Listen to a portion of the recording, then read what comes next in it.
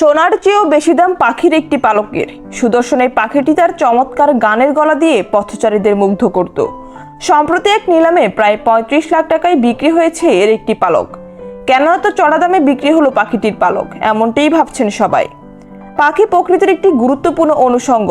পাখিরা যদি না থাকতো তাহলে এই পৃথিবীতে মানুষের বসবাস করাটাই দায় হয়ে পড়ত। প্রকৃতিতে মানুষের বিস্তৃতি বাড়ার পাশাপাশি বিলুপ্তি ঘটেছে নানা প্রজাতির পাখির। এমনই বিলুপ্ত হওয়া নিউজিল্যান্ডের ওয়াটেল বার্ড প্রজাতির একটি পাখি, যার নাম হুইয়া।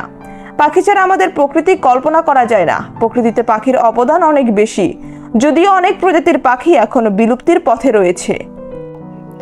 নিউজিল্যান্ডে ইউরোপিয়ানরা আসার পর হুইয়া পাখির শিকার অনেক বেড়ে যায়। ফলে ধারণা করা হয় যে ইউরোপীয়দের আগ্রাসী মনোভাবের ফলে পাখিটি বিলুপ্ত হয়েছে। সর্বশেষ 1907 সালে হুইয়া প্রজাতির পাখিটি দেখা গিয়েছিল। ধারণা করা হচ্ছে 1920 সালের সময় এই পাখিটি জীবিত ছিল। সুদর্শন এই পাখিটি তার চমৎকার গানের গলা দিয়ে পথচারীদের মুগ্ধ করতে পারত। এটার গায়ের রং ছিল কালো, লম্বা লেজের শেষ অংশে সাদা ছোপ ছিল।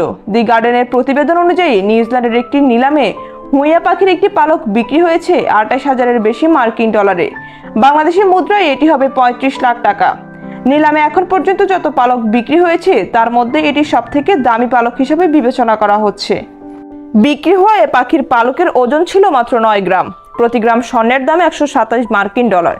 সেখানে প্রতি গ্রাম হুইয়া পাখির পালকের দাম হয়েছে 5,000-এরও বেশি মার্কিন ডলারের উপরে।